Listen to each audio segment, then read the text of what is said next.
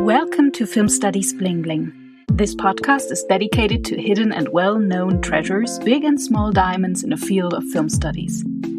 I'm very, very pleased to introduce Helen Leung from the Department of Gender, Sexuality and Women's Studies at the Simon Fraser University in Canada as my Bling of the Month. We will talk about her inspiring and extremely fruitful multi-perspective view on film and learn more about her highly exciting projects Transpacific Film Cities and Queer Sound on Screen. In the news chapter, I will present the recently published book Pandemic Media. I will discuss the book with one of the editors, Laliv Melamed, and Andreas Kirchner, who represents the publisher, Meson Press. And in the Dear Diary chapter, I just tell a little bit about the gloomy mood I'm in right now. Now to my Bling of the Month, Helen Leung. She's professor at the Department of Gender, Sexuality and Women's Studies at the Simon Fraser University and co-director of the Institute for Transpacific Cultural Research. Born and raised in Hong Kong during the 1970s, Helen left home at the age of 16 to study at the United World College of the Atlantic in Wales. Helen completed her BA at the University of British Columbia, her MA at the University of Wisconsin-Madison, where she also did her PhD. Helen pursued her first major research project on queer culture in Hong Kong, focusing on media culture, during 1999 to 2001. In 2002, she started work at Simon Fraser University, first on a tenure-track position, then as a professor, and in this position, she became the founding co-director of the Institute for Transpacific Culture Research. Helen is the author of numerous publications, short essays, and book and film reviews. Her books include Farewell, My Concubine, a queer film classic, and Undercurrents, Queer Culture and Post-Colonial Hong Kong. She has produced numerous articles, reviews, and essays addressing trans cinema, new queer angles on Wong Kar-wai, and the placing of intimacy in urban romance films, to name only a few of her research topics. In her teaching, she and her students address audiovisual and popular culture and its products from the perspective of queer, trans, and sexuality studies, Sinophone, Inter-Asia, and Transpacific studies. In a moment, I will discuss with Helen her current research and her experiences with podcasting. Helen, it's a great honor for me to welcome you to my podcast. Welcome. Thank you very much. It's great to be invited, and I feel privileged to be on your podcast. It's really good to hear because, this is really an interview, a wonderful example for how podcasts can bridge distance. You're in Canada, it's 10 o'clock a.m. with me, already 7 p.m. in the afternoon. I found this really amazing, I have to say. Yeah, and you sound so near as well. So I think we think of distance in a different way now. Absolutely. You've been researching and publishing on queer culture and in particular on queer cinema for more than 2 decades. At the beginning, let us look back. Tell us about your first major research project on queer culture. Well, I finished my PhD at the turn of the millennium, so to speak, 20 years ago. And I had the fortune of having a postdoctoral position where, I had 2 years that I could start new projects. And at that time, I was hanging out with a lot of people who were working in queer film festivals, mostly in the US and Canada.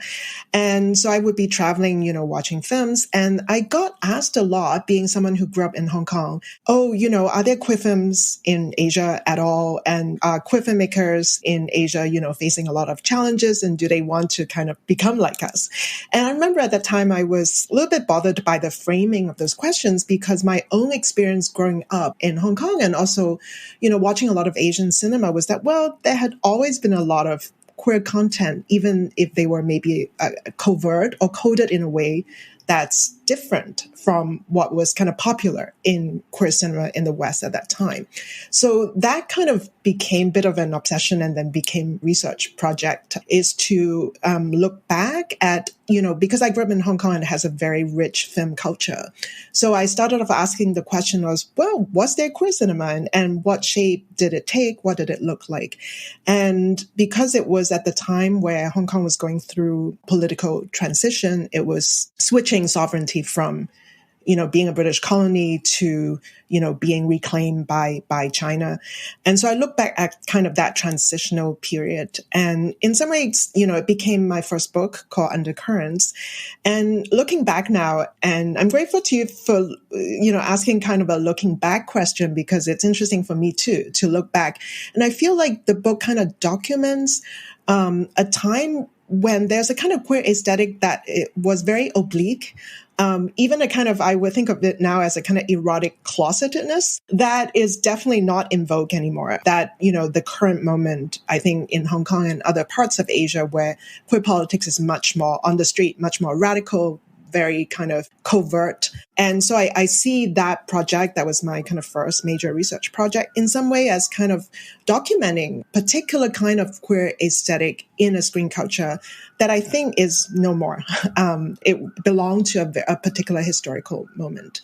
And I like to think of it as not backward per se, but as, like a really different kind of aesthetic that is about suggestion, that is about, covertness, that is about almost like an insider audience. There's a secrecy in that we could read queerness where other people couldn't. That was my first project. Very, very interesting. And would you say that the growing number of publications on queer cinema had an effect on this development you described now? I mean, filmmakers, they read, hopefully, sometimes what you published or colleagues of you published. So do you think there was a sort of impulse that academia was able to develop to, foster this development?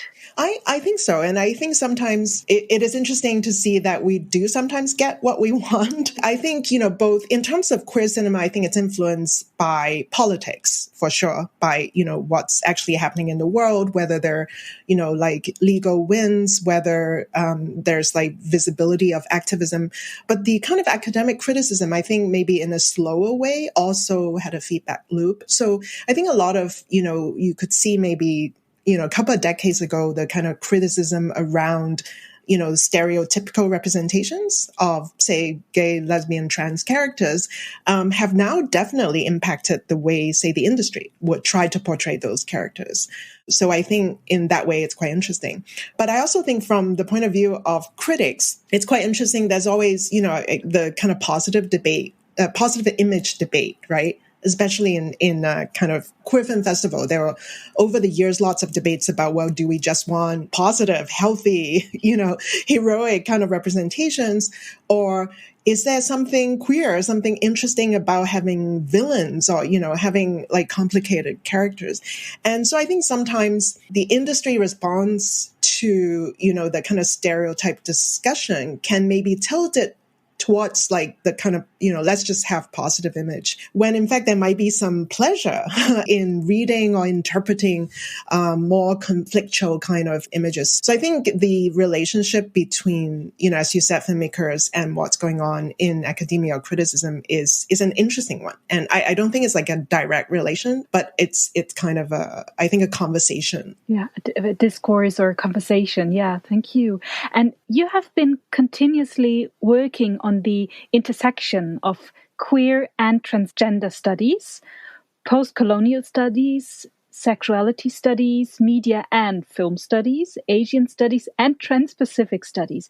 Could you describe for us how the different theoretical and disciplinary approaches meet in your research work? Because I have the impression that the richness of your view on film stems from the fact that you're building a kind of multi-perspective network that enables new ways of looking at film. Well, thank you so much for the very generous question. And I think because I started my first project, as I explained, in some ways started off with a desire to question a particular kind of framework of looking at queer screen culture, so kind of questioning the way it's not a linear progress kind of framework, right?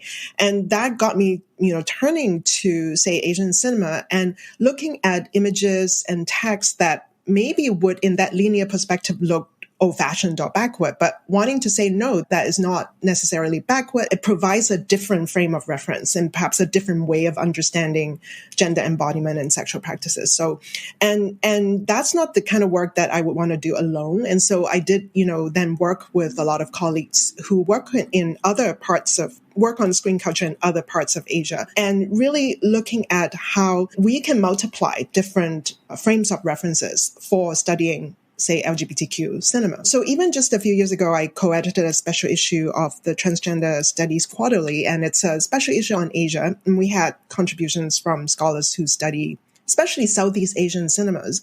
And it was fascinating because what they show is that the cinematic traditions of transgender representation in Southeast Asia really predated the West, predated this current period of trans visibility by decades.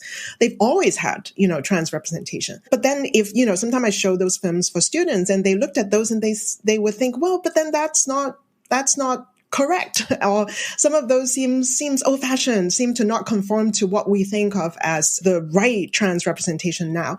And so again, then I would think it's really important not to look at it in that linear way, right? But I would tell my students, like, well, can you forego that? But to understand, what if we're looking at a screen culture that has long understood that is not binary gender embodiment, and can you respect and look at how that embodiment has been represented, and how would that make you think differently about LGBTQ politics in the world today? And so I think that's one thing that is important to me. And the second, also, you mentioned Transpacific Studies, which had gotten me to work with a lot of scholars who work on Asian diasporas. And in diasporic communities, you would find it's also fascinating in that oftentimes I live in a city where there's like a really large Asian diasporic communities. And the way they approach LGBTQ issues, they tend to want to mine the kind of traditions that they see their own parents or ancestors, came from. And so there's a lot of interest in diasporic communities about these, say, queer images that came not from the West, but say, in the traditions that maybe their grandparents knew. And in that way, you come up with a way of reconciling the queer and diasporic communities, which are often in tension. And so in that way, I think screen culture helps a lot. I definitely can see, even in my first book, I was looking at, in Hong Kong, there has always been this kind of transgender kind of performers in traditional opera that my parents' generation would have been watching. And they were perfectly comfortable with that, right? They don't necessarily see it as queer. They just see it as that's part of what I'm familiar with. So in kind of, as you were alluding to, kind of marrying queer and trans studies with, say, diasporic studies, Asian studies, that's a way of recovering some of those frameworks. And then I think bring them back so that you can look at queer and trans studies globally in a different way and keep multiplying those reference points.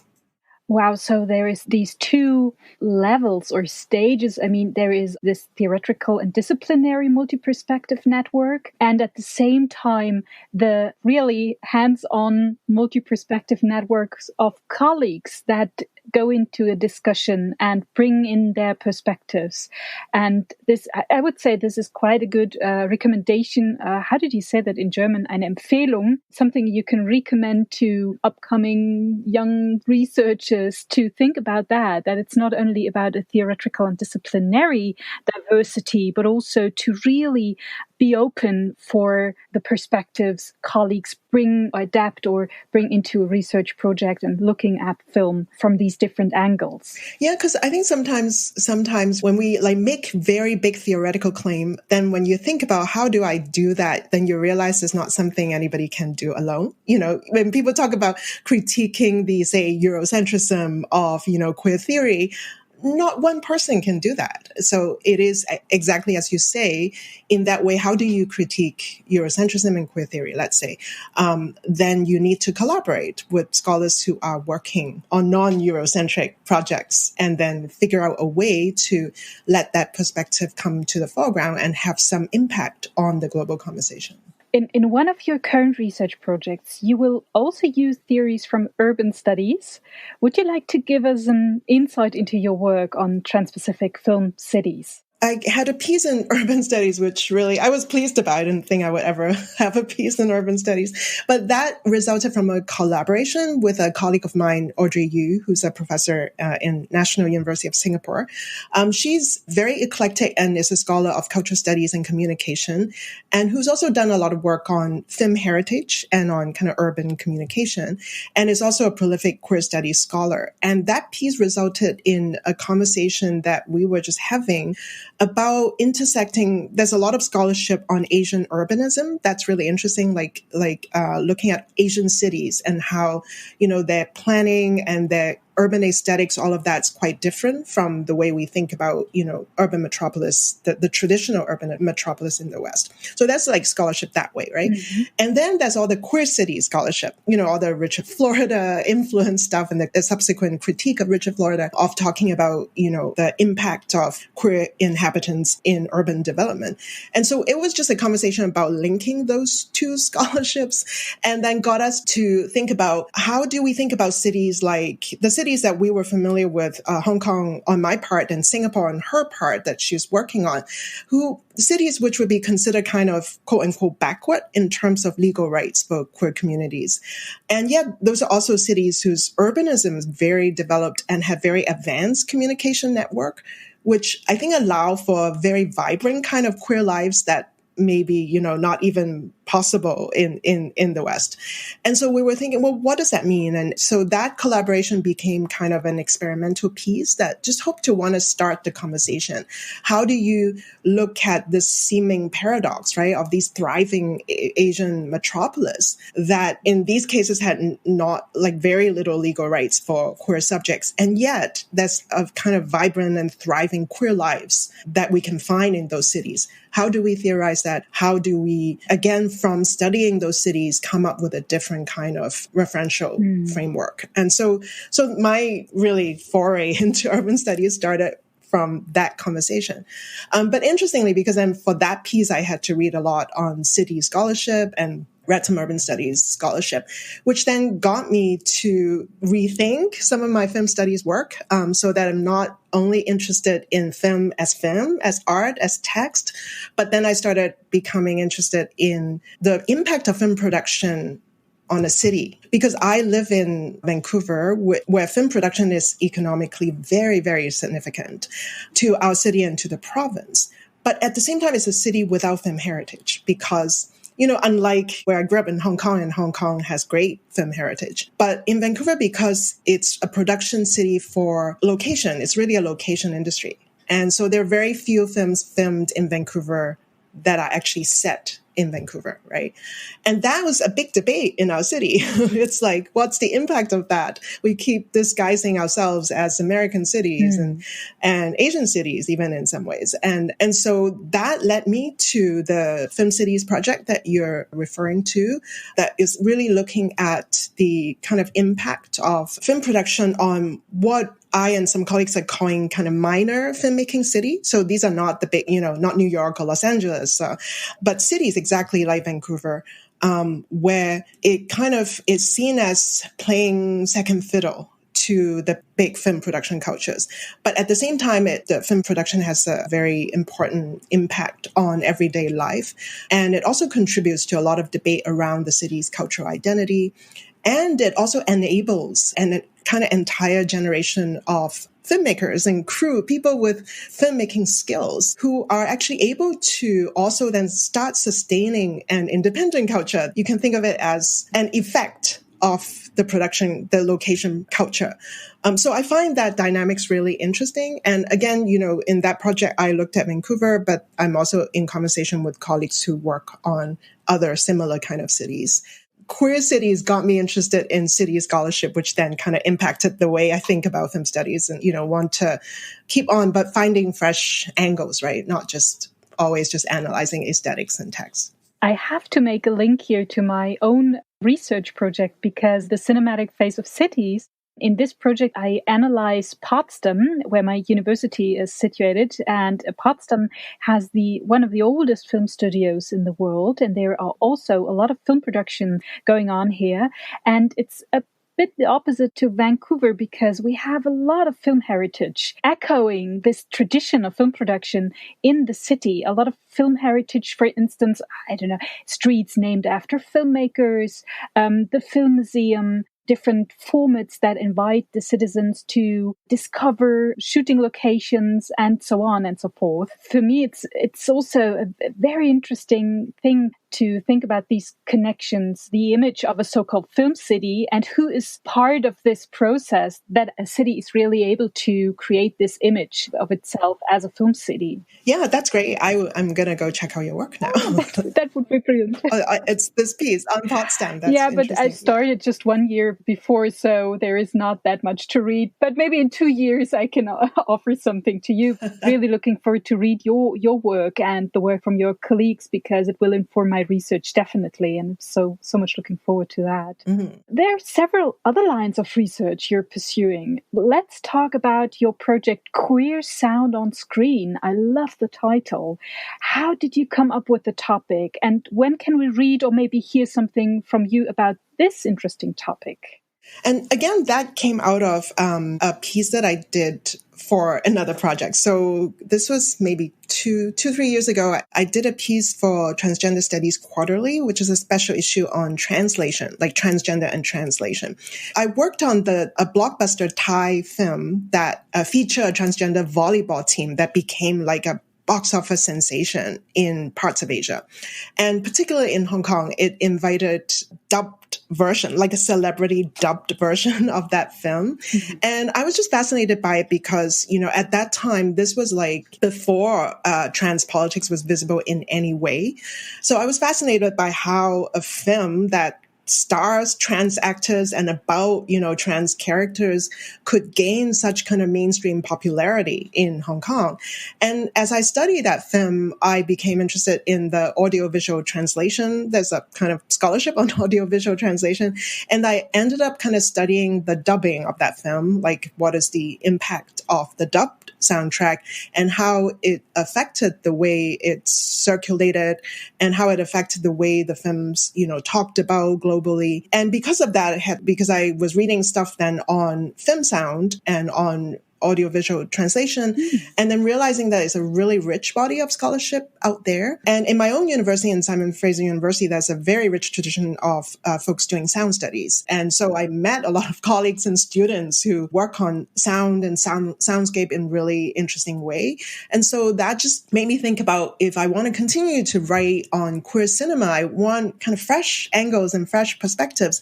And then I thought, well, maybe I should go more into looking at film sound, especially because the way queerness and transness get talked about on screen is so much around visuality, right? It's so much about representation, so much about especially visual representation. So I kind of made a challenge to myself is, can we even think queer and trans sonically? And what does that mean? And so that's what kind of started the project. It's a bit slow going because it is a complex and really fascinating project.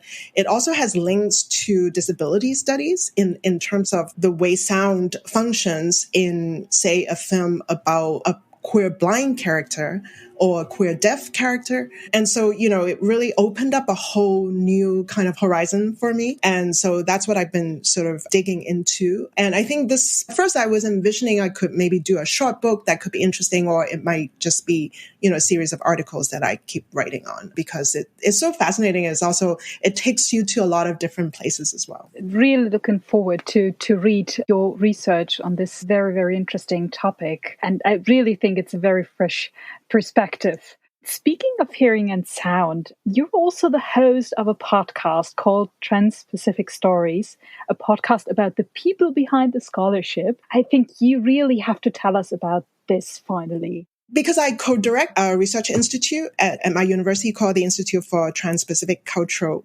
Research. What the institute does is to connect a network of scholars who work on mobility and migration in the Pacific worlds. And, we've kind of met each other at different conferences and we've co-written some articles together. And because we kept meeting each other in different cities in the Pacific world, and then as we hung out, I realized, well, these people do, really interesting scholarship on migration, but they themselves have lived like a really interesting history of migration. And they are themselves mobile in this really different way. So I wanted to capture kind of the personal side of them. And that's why I really did become literally interested in the people behind the scholarship. So I was able to persuade a few of them to be interviewed by me and kind of tell their stories. And that's what started the podcast. It was really, I thought, I'd do something for the Institute. And at first, because I was recording these interviews all over the world, like if I were in Shanghai for a conference, I, grab a friend and say, well, talk to me. And that became part of it, that I was fascinated with asking these scholars about their own history of mobility and migration in relation to the cities that we're in.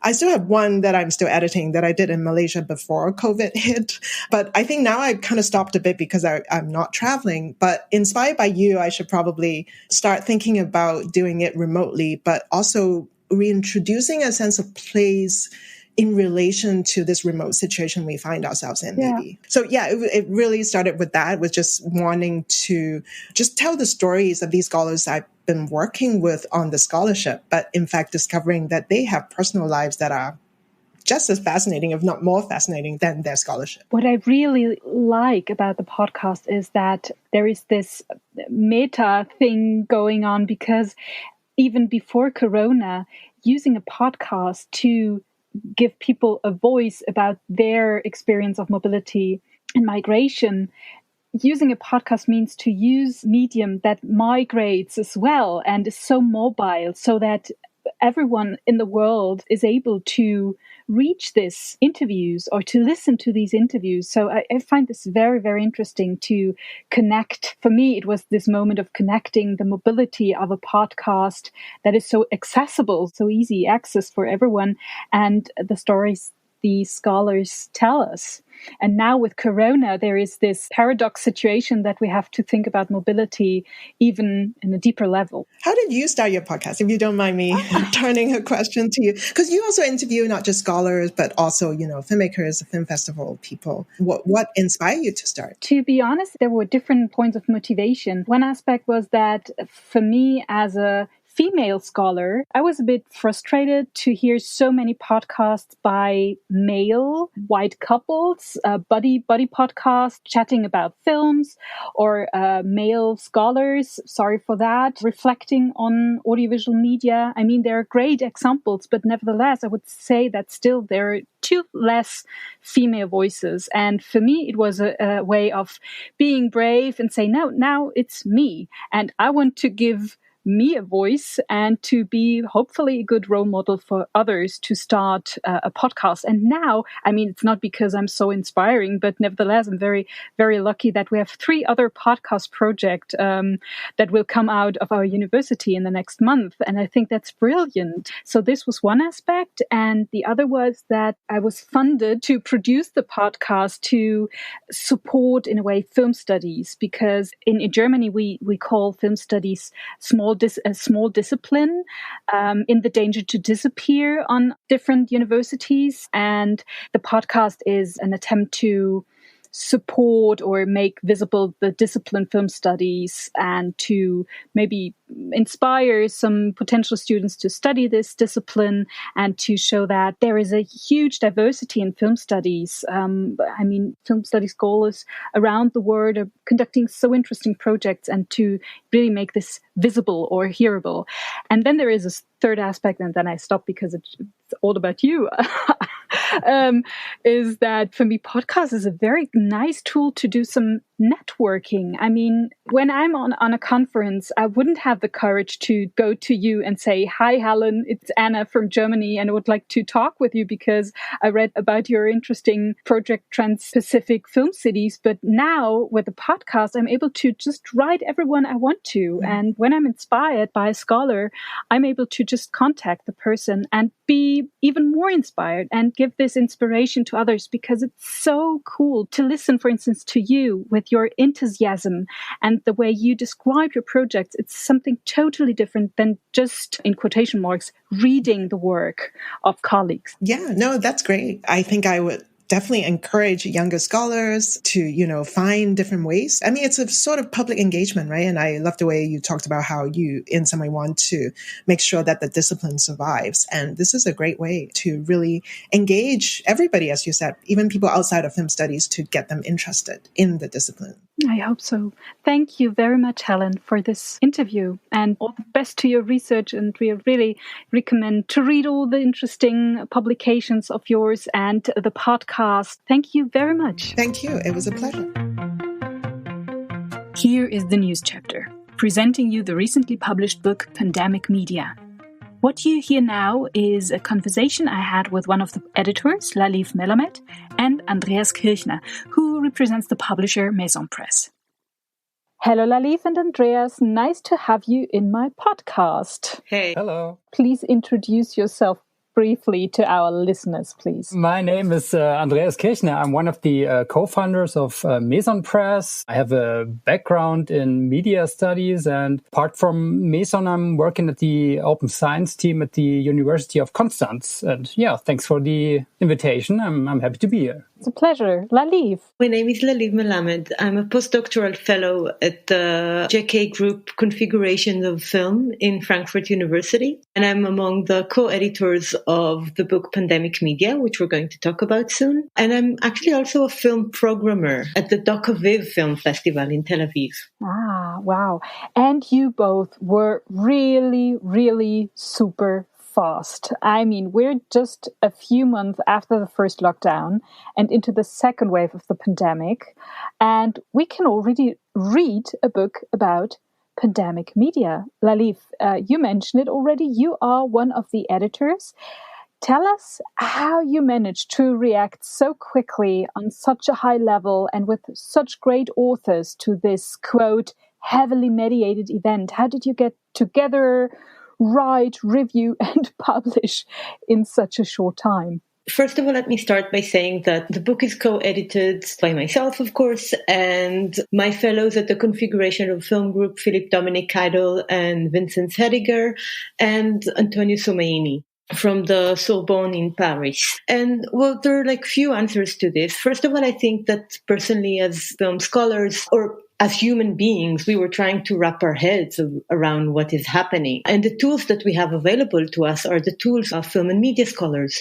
So I think that there was something almost intuitive in kind of trying to think through our own knowledge, what is happening here or how this thing is mediated to us. The other answer that I think that what happened is actually a good representation of the kind of acceleration that is happening with media around the pandemic. Antonio Somaini and Vincent Hediger started to exchange all these funny memes that were running around, funny memes that were running around, social media. Yeah, I received them too. So many. I don't know. I was exchanging these memes all the time through the first wave. Yeah, I know absolutely what you're talking about. Yeah. So you start changing them, and it's a kind of a relief through humor, but also you start thinking what they're doing and what they are, and we started looking at all these short videos that people uploaded to YouTube or to Facebook, and gradually you start to recognize a sort of, first of all, new visual language, but also sort of a new media circulation that is happening. So this thing gradually accumulated into a set of pressing questions. And then we said, okay, maybe we can start collecting it. And at first we thought about something that would be even more eclectic and very short interventions. But when we started the dialogue with the different contributors, we realized that there is actually already a more developed argument to make here about the role of media during the pandemic. Another thing thing that I should say is that we also asked people to draw on stuff that they were thinking about regardless. So, people were working on certain things and then the pandemic happened and kind of traversed the logic of the thing that they were working on. So we asked them also to reflect on that.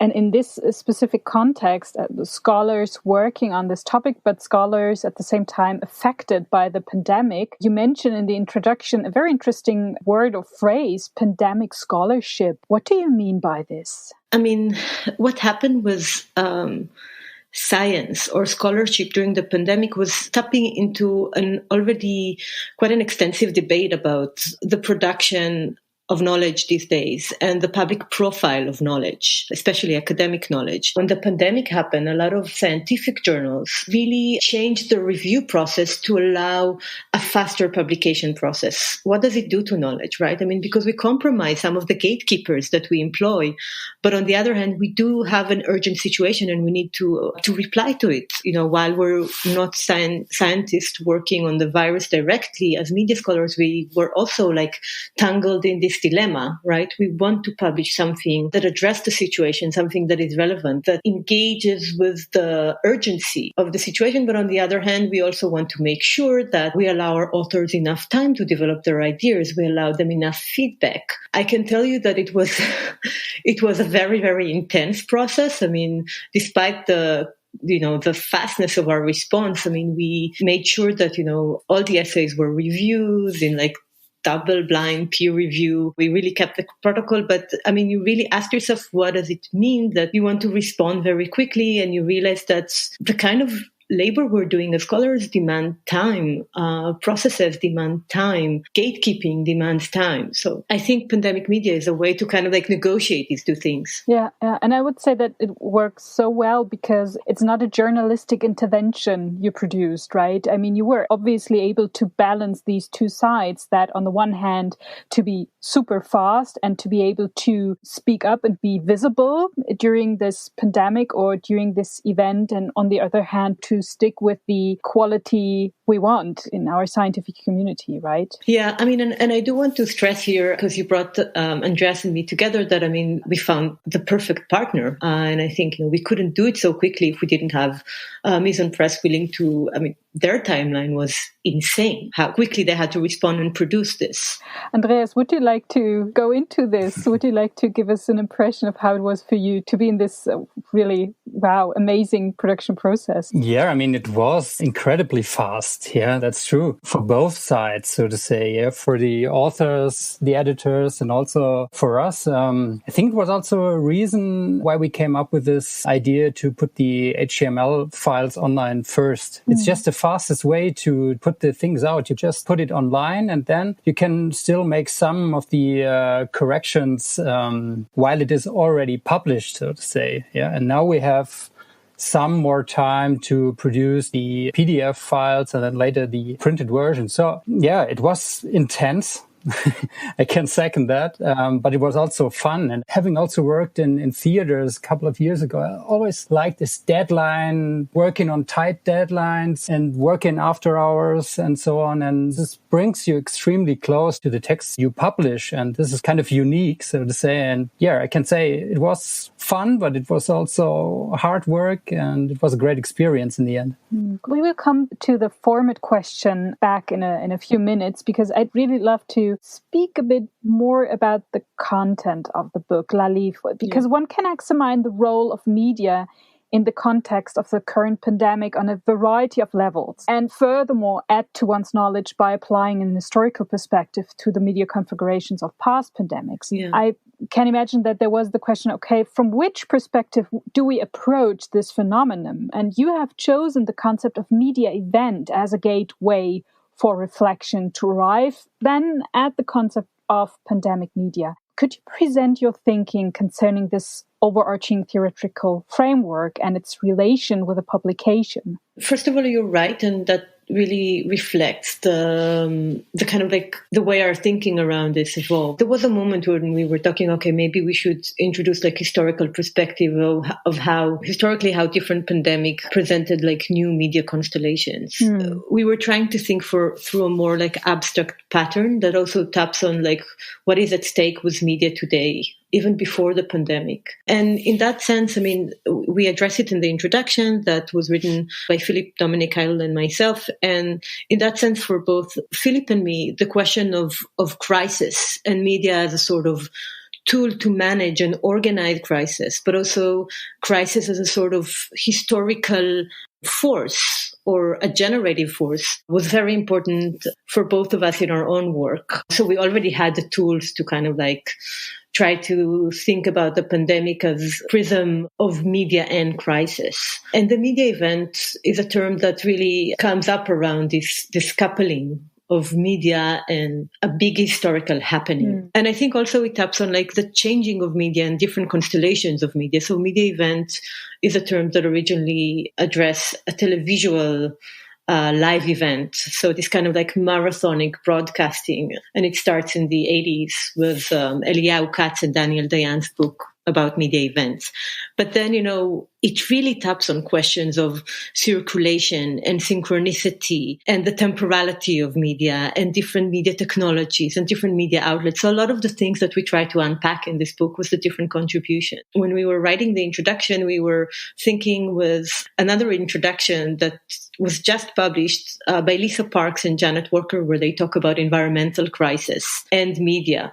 And it really resonated some of the stuff that we were thinking, that media is not only a mode of representation, but it's actually an active force within the constellation of the event or the crisis that is happening. You have developed a kind of inventory of pandemic media. It's the word you use, inventory. Yeah. And worked on at least 5 fields of interest then. It would be great if you could introduce them to us briefly. I know it's literally not possible to sum up this very rich book, but nevertheless, maybe it's a good starting point to get an idea of the publication by describing these 5 fields of interests you developed. I mean, so first of all, the idea of the inventory is to kind of like try to set a sort of order or a lexicon of what is happening. And I think the lexicon or the inventory kind of introduce already something familiar into phenomena that we might perceive as new. The other thing that I want to say about the inventory, and I'm going to talk about the different categories, is also, I mean, eventually we're also responding to what the different authors were saying. So of course, the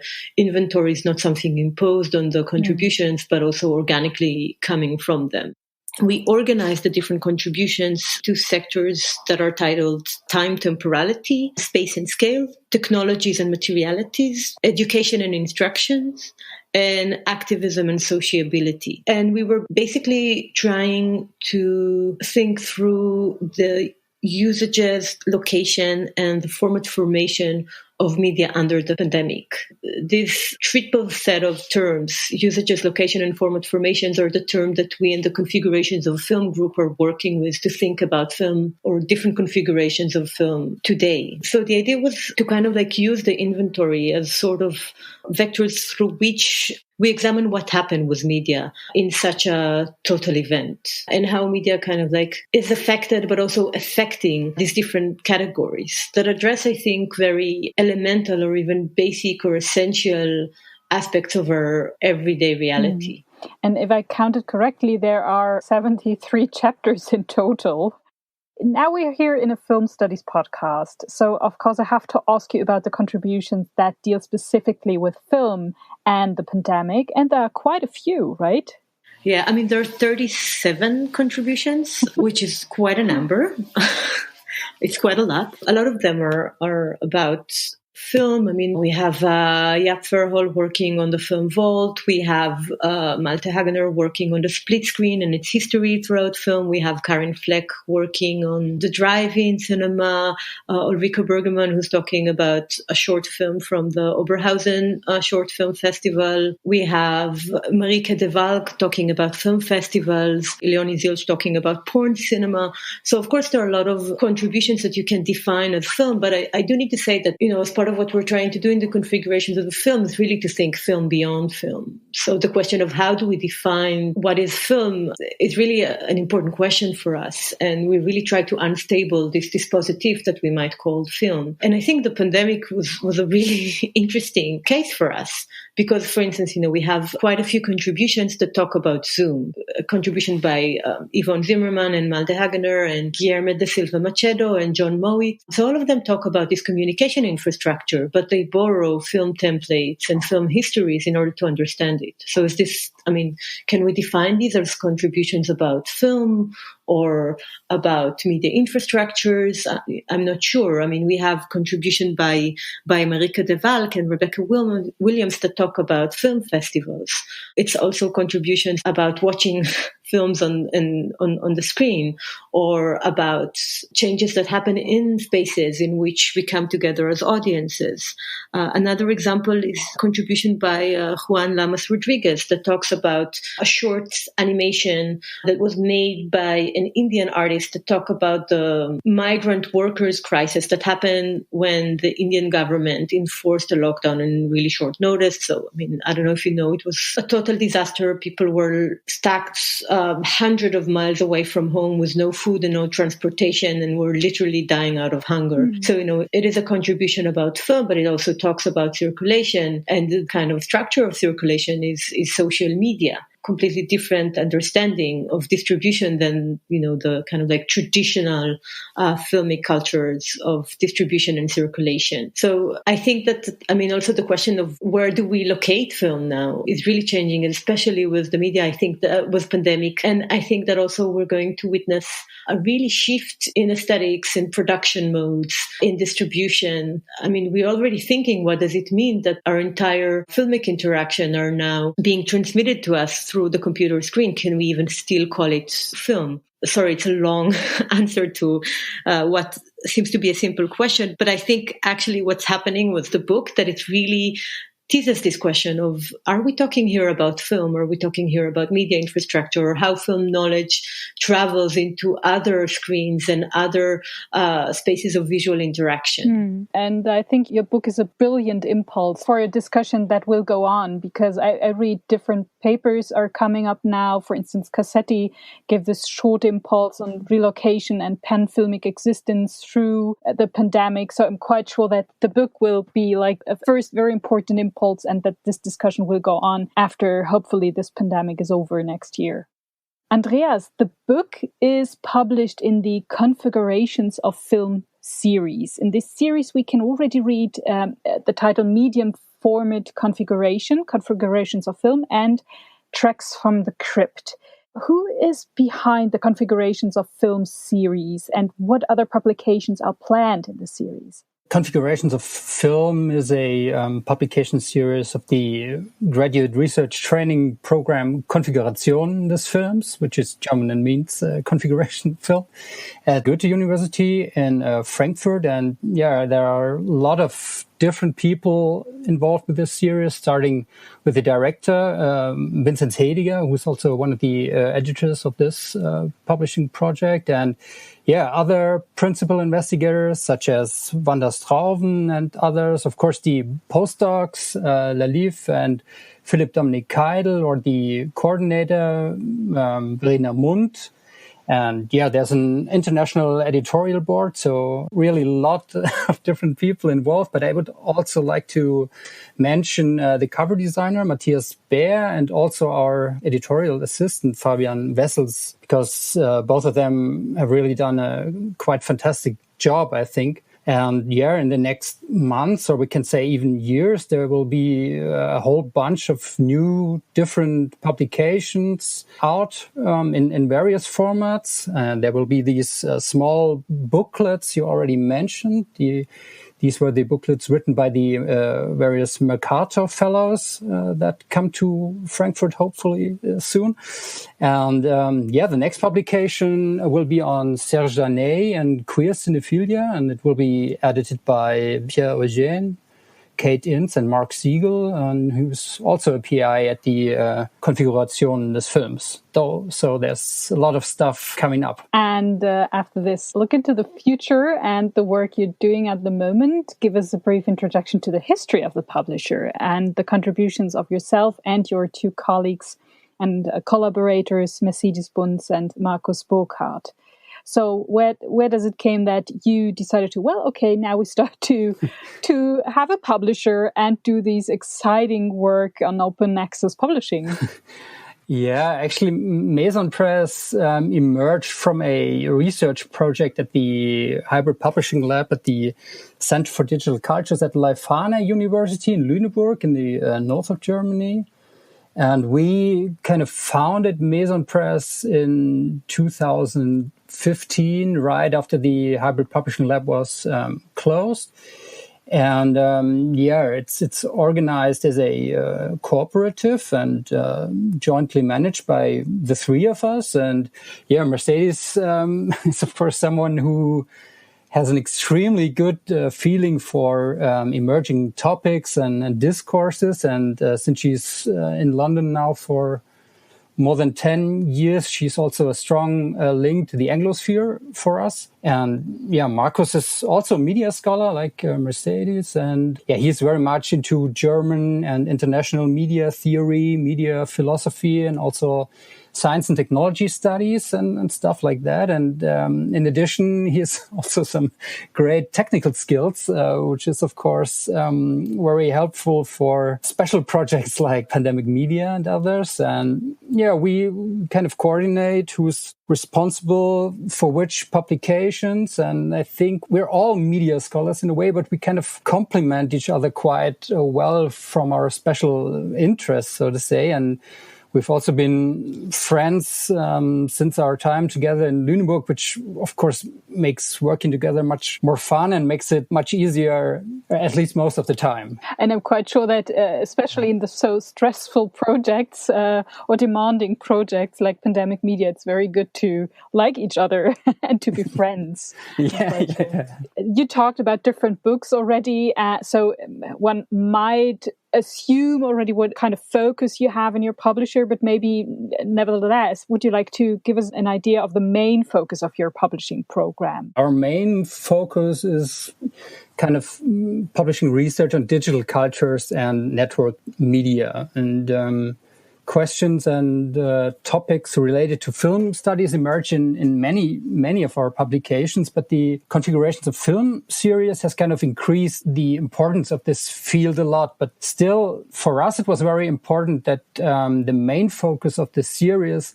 lies on film in a digital age, or as Laliv mentioned earlier, film beyond film. Yeah. So for us, it is important that film studies is nothing that could be worked on besides media studies. It is so closely related to media studies that it's just the case for us.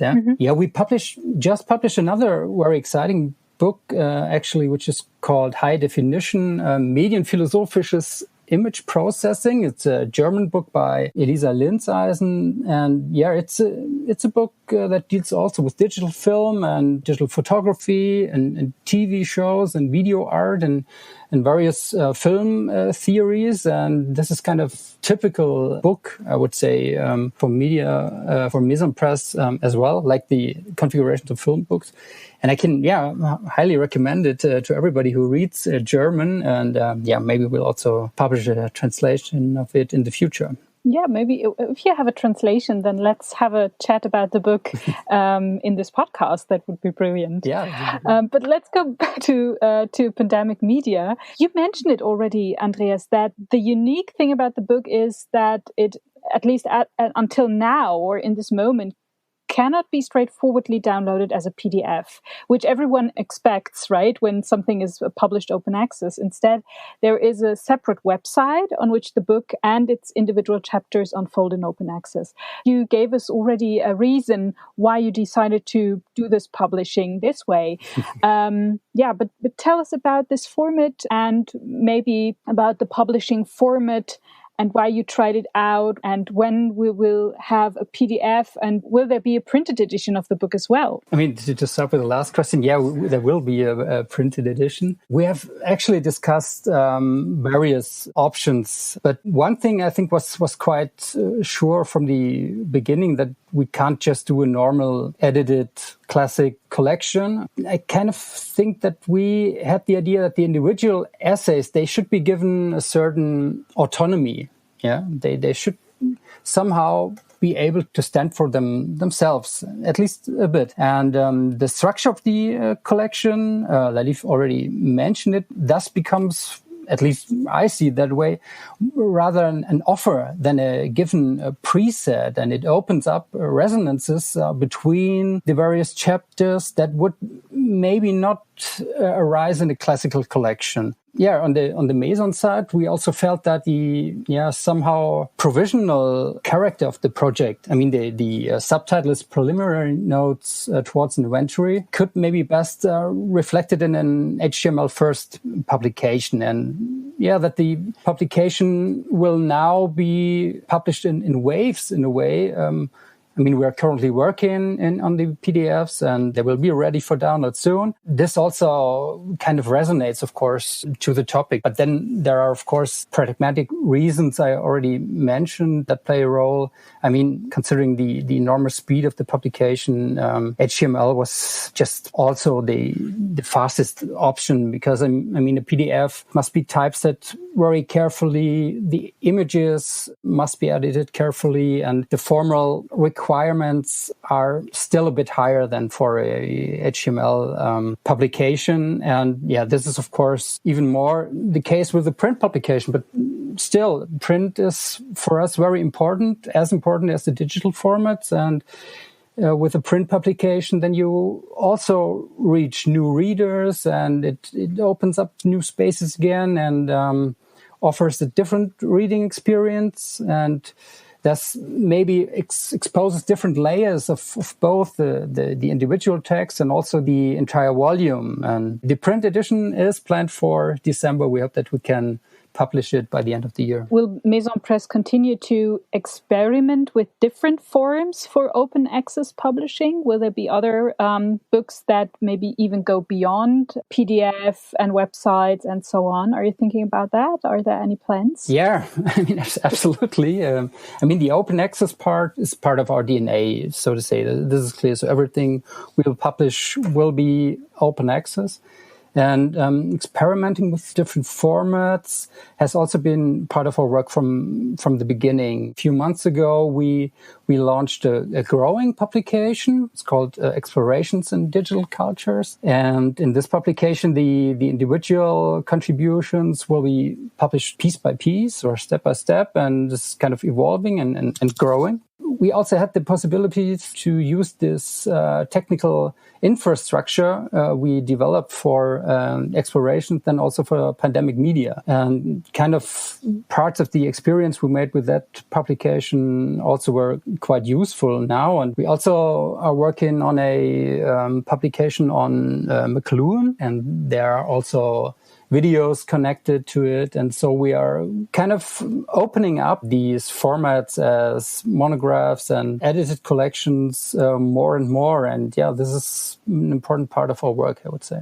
Laliv, will you publish with Meson Press in the next month or something? What kind of publishing project are you working on at the moment? Well, first of all, I just want to respond to what Andreas was just saying. That part of what's exciting for me in Meson Press is really first of all, the open access, which I think it's a statement and it's a commitment to your community that is really important because you open the access. And also it allows a sort of immediacy that's, as we talked earlier, something that we were thinking about when we were thinking about pandemic scholarship. I also think it's an opportunity for film and media scholars to materialize in the text some of the aspects that characterize their object of research. So if you work on contemporary film or media phenomena, you're dealing with a media that is very malleable and porous.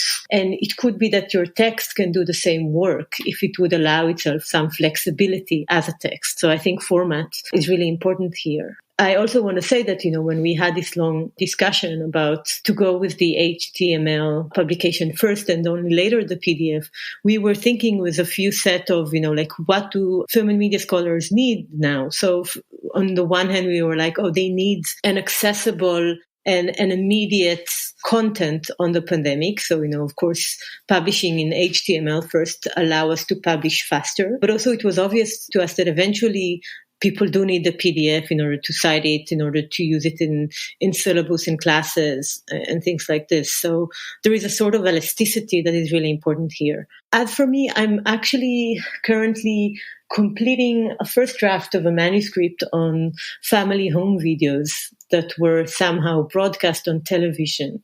So I'm also working on this kind of like very elastic media sphere, where right now I'm not sure where the book is going to, I can't say about where the book is going to be published. It's still in conversation. But I mean, I'm also part of the editorial board of the configuration of film series. And so obviously I see a future there in terms of publication and really, really looking forward for further collaboration with Meson Press. Sounds good. And I mean, for your writing project, I'm quite sure that this publication of pandemic media was a very positive experience. I mean, have you received feedback? I'm quite sure that you've got a lot of positive feedback already, right? Of course, we got a lot of very good feedback, and we were communicating with the different authors that were also very excited, and they also got feedback. But one thing that for me was interesting, even before we published, quite a few people, colleagues and friends that knew that we were working on this project asked us, again and again when it's going to be published, because they want to integrate some of the materials to their syllabi of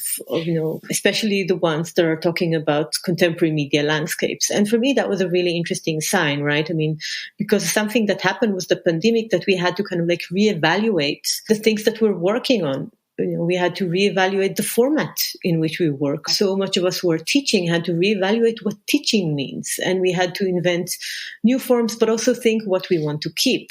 And the same goes with the syllabi that we were working with.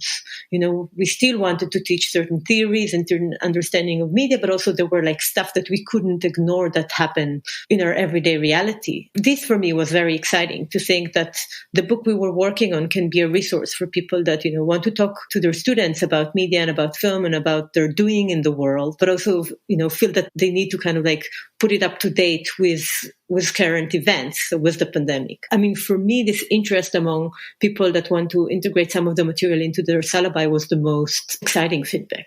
I wish the book many readers. The book already has many readers, but more in the future. And thank you very much for the interview. Many thanks to both of you. Thanks for the invitation. Yeah, thanks a lot. This is the Dear Diary chapter. Actually, I don't have much to report right now. I'm still working on my paper on filmic street names and other texts. At the same time, we're trying to transform the cinematic artifacts we collected together with citizens in Potsdam at the beginning of the year into a kind of digital city. We want to create a digital walk-in accessible to the citizens and offering a mode of what could be called walk-in theatrical sampling. Before Corona, the initial idea was to evaluate the artifacts together with the citizens, and for this purpose we planned joint walks through the city of Potsdam. That didn't happen, of course, during the year due to the pandemic and because the opportunity to create an open-air installation on filmic street names arose. And now we're in the middle of the second wave of the Corona pandemic. Once again, this prevents us from being able to meet collectively with citizens in a city. However, the digital walk-in theatrical sampling should enable us, nevertheless, to meet with the citizens at various locations to talk about the already coded artifacts. But as I said, at the moment this is nothing more than a vision on paper. Let's see if it can be realized. In general, how can I say, there is a sort of gloomy mood I'm in right now because the pandemic and so on. So in a way, I'm very happy that I have this podcast because this is my little window to normality and academic life. Maybe you can comprehend that in the current situation, it is simply nice to hear enthusiastic colleagues realizing great projects. I'm inspired by people like Helen, Laliv, and Andreas. So I'm very grateful to be able to talk to these kinds of colleagues and all the brilliant guests I already had in this podcast, especially in this current situation. I hope that they are inspiring for you as well. That was Film Studies Bling. Please don't hesitate to contact me if you would like to share your research, publications, call for paper with us in this podcast. The podcast is meant as a platform for the hidden and well-known treasures, big and small diamonds in the field of film studies. Just write me an email, a.kiss@filmuniversität.de. Until next time.